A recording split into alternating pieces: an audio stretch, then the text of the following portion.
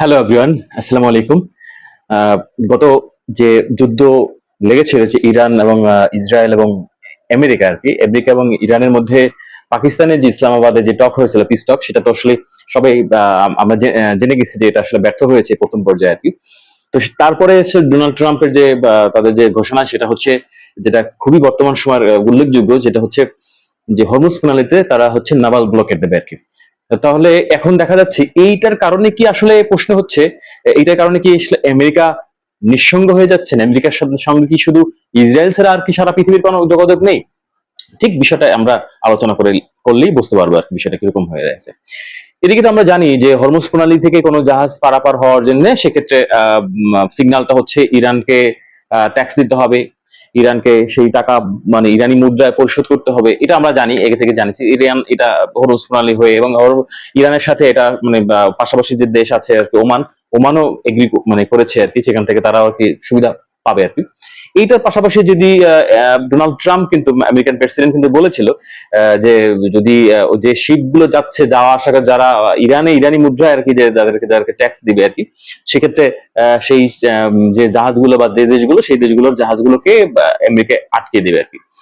এখন তার থেকে এখন আর একটা জিনিস হয়েছে যে একদম কনফার্মেশন, যেটা হচ্ছে নাভাল ব্লকেট দেবেন। নাভাল ব্লকেটটা দেবেন যারা আসলে ইরানের মধ্য দিয়ে যারা আসবেন, অর্থাৎ যে কোনো শিপ যাবেন বা আসবেন, সেইগুলো যদি ইরানকে যদি তারা ট্যাক্স দেয়, সেক্ষেত্রে সেই শিপ গুলো কে ধ্বংস করা বা সেই শিপগুলো আটকানো বা সেই শিপগুলোর যে থাকবে সেগুলো সিজ করার, এইটা আসলে ক্ষমতা থাকবে হচ্ছে আমেরিকার হাতে।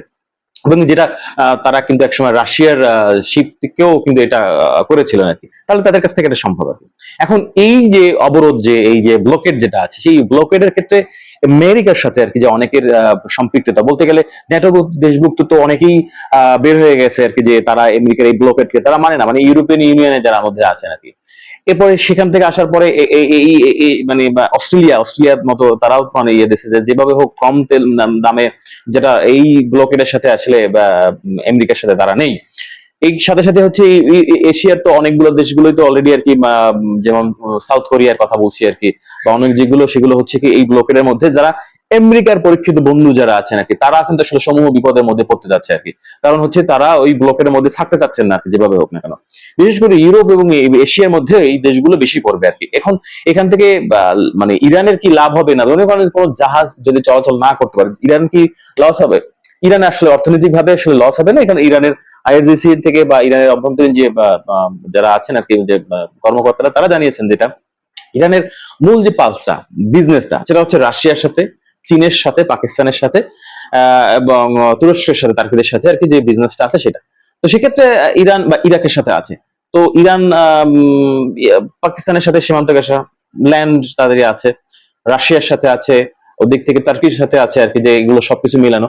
এক্ষেত্রে একমাত্র শুধু চীনের ক্ষেত্রে যেটা মানে যে যাদের যে বাণিজ্য হয় জাহাজ কেন্দ্রিক আর কি, সেটা আর কি, সেটা থাকে। এখন চীনের জাহাজ কি আসলে আমেরিকা আটকাবে বা ডিস্ট্রয় করবে বা আটকে রাখবে? আমার তো মনে হয় না যে সেইটা আমেরিকা করতে যাবে। তার স্বাভাবিকভাবে চীনের সাথে সেই পাঙ্গা বা চীনের সাথে সেই কার্যক্রমটা আমেরিকা করবেন কিনা সামনের দিনে যদি বোঝা যাবে আর কি। বাট এটা আসলে একটা বিষয়। বাট এখানে একটা বিষয়, একটা গেমস আছে। গেমসটা হচ্ছে এরকম, যদি মানে আমেরিকা এই হরমুজ প্রণালীটা বন্ধ হয়ে যায়, তাহলে জাহাজগুলো বা অন্যান্য যেগুলো, যে আমার তেল কোথা থেকে যাবে, বা ইউরোপের সাথে যোগাযোগটা পন্থা আর একটা আছে, যেটা সুইস ক্যানেল হয়ে যায় আর কি। এটা একটা ইয়ে আছে, বাবল মান্দাব হয়ে যদি অন্যান্য মানে সামুদ্রিক যত জাহাজ ইউরোপ এবং এশিয়ার সাথে যেটা হয়, এই যে সির সাথে, সেইটা যদি ইরান ব্লক করে দেয়, তাহলে সারা বিশ্বের জাহাজ যোগাযোগই বন্ধ হয়ে যাবে। প্রথম ধাক্কাটা পড়বে হচ্ছে ইজিপ্টের সাথে, অন্যান্য দেশের যেগুলো আছে মানে, অর্থাৎ ইউরোপ তো একদম মারাত্মক ভাবেই কিন্তু পড়ে যাচ্ছে আর কি, যে জ্বালানি সংকটের মধ্যে। তাহলে স্বাভাবিকভাবে এটা কিন্তু ইরান, আমেরিকা কিন্তু এই ইরানের যে মানে পাতানো যে ফাঁদ, সেই কিন্তু অলরেডি আমেরিকা পড়েছে। যদি সেটা হয় তাহলে কিন্তু ইরান ওটা বন্ধ করে দিতে পারে। বন্ধ করে দিলে জ্বালানি সংকট কিন্তু সারা বিশ্বময় আরো তীব্র থেকে তীব্রতা, বিশেষ করে ইউরোপে আর কি, যেখানে এখন যেহেতু শীতকালে আসলে তো আরো বেশি মানে প্রয়োজন হয় তাদের ক্ষেত্রে। এশিয়ার দেশে অনেকগুলোই আসলে সুবিধা হবে, অনেকগুলো অসুবিধা হবে। যেমন বাংলাদেশের ক্ষেত্রে আসলে আমরা ধারণা করেছিলাম যে আসলে বাংলাদেশের কি করবে, আমেরিকারও মানে তার অনুমতি লাগবে, ইরানেরও অনুমতি লাগবে। অর্থাৎ এখান থেকে হরমুজ প্রণালী হয়ে বাংলাদেশের জ্বালানি সংকটটা মেটানো সম্ভব হবে না। তবে এখান থেকে রাশিয়ার একটা ইম্প্যাক্ট আছে। রাশিয়াটা হচ্ছে কি এশিয়ার অনেক দেশেই আর কি, এশিয়ার সাইডে যারা আছেন তারা রাশিয়া থেকে আর কি তেল কেনার ক্ষেত্রে সহযোগী রাশিয়া করতে পারেন, এবং রাশিয়ার বিজনেসটা এখান থেকে স্টার্ট হতে পারে। যদি এখান থেকে ব্লক করে দেয় বাবুল মান্দাব যে ইরান, তাহলে কিন্তু আমেরিকা বিপদে হয়ে যায়। এখন দেখা গেছে অস্ট্রেলিয়া, ইউরোপ, এশিয়ার বিভিন্ন দেশ যেগুলো আমেরিকার সাথে ছিল তারা আজকে কিন্তু নাই। তারা কিন্তু এখন একমাত্র ইসরায়েল ইসরায়েল যদি এখন আপাতত কেউ মানে কাউন্ট করতেছে না আর কি, আমেরিকা এই যে একটা ব্লকের বিষয় দিয়েছে, এবং মানে সারা পৃথিবীর যে শ্রেষ্ঠ নাভাল বাহিনী আর কি, যেটা আর কি, তারপর ল্যান্ড ফোর্স আর কি, আমেরিকা সারা পৃথিবীর মধ্যে শ্রেষ্ঠ আর কি সব দিক থেকে আর কি, এই ফোর্সের দিক থেকে আর কি, বা সেনাবাহিনী, নৌবাহিনী, বিমান বাহিনীর দিক থেকে আর কি। তো সেক্ষেত্রে তাদের সাথে কিন্তু ইরান চোখে চোখ রেখে কিন্তু করে যাচ্ছে আর কি, কাজ করে যাচ্ছে। তাহলে এটা কিন্তু সম্ভবত বিপদ, এবং সামনের দিনগুলোতে সারা পৃথিবীতেই আরো একটা অনিশ্চয়তার মধ্যে যাচ্ছে। এর মধ্যেও আর একটা নিউজ হচ্ছে ইরানের আইআরজিসি এর মধ্যেও কিন্তু একটা ভাগ আছে, দুইটা পার্ট। একটা পার্ট হচ্ছে চাচ্ছে সরাসরি যে খুব দ্রুত সময়ের মধ্যে নেগোসিয়েশন করে আমেরিকার সাথে আর কি যে চুক্তি করে নিতে, অথবা আরেকটা পার্ট হচ্ছে যে আমেরিকাকে শিক্ষা দিয়ে কিন্তু নেগোসিয়েশন করে। তাদের যুদ্ধটা ডেকেডের পর ডেকেড বা বছরের পর বছর ধরে চালানো সম্ভব না।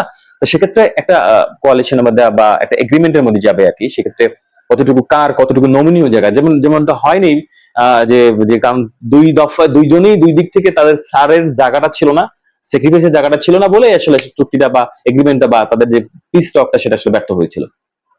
কিন্তু আইআরজিসি যদি ভিতর থেকে ভাঙে যায়, তাহলে হচ্ছে ইরানের দিক থেকে আর কি সেইটা আরো সমস্যা, বা ইরানের এই বিষয়গুলো তাদের আরো ভোগাবে আর কি। তবে বিশ্ব পরিস্থিতিতে এইরকম যে অবস্থা, সেটা হচ্ছে এখন আমরা সবাই জ্বালানি সংকটের যে সংকটটা সেইটা আমরা ফেস পার করছি। তার সাথে সাথে আরো অনেকগুলোর সাথে সম্পৃক্ততা আসবে। দ্রব্যমূল্য নিয়ন্ত্রণহীন অবস্থায় থাকবে সারা পৃথিবীর, বিশেষ করে থার্ড ওয়ার্ল্ডে যেগুলো আছে, যেমন বাংলাদেশ থেকে যেগুলো আছে, তাদের আসলে অস্থিরতা বাজার তৈরি করবেন। এবং আমরা আশা করি সেখান থেকে মুক্তি পাওয়ার আসলে পথ একটা ছিল পাকিস্তানের ইসলামাবাদের, বাট আসলে কয়েক মানে যুদ্ধ সম্পূর্ণ সামনের ফলাফল, যেমন যেটা জানেন মানে জানানো হচ্ছে যে আজকের বাংলাদেশি টাইম রাত 8টা থেকে এই নাভাল ব্লকেট যেটা শুরু হবে। সামনের দিনের ভিডিওগুলো আমরা দেখানোর চেষ্টা করবো আসলে কি ইনফরমেশন গুলো আসে। সাথে থাকার জন্য ধন্যবাদ।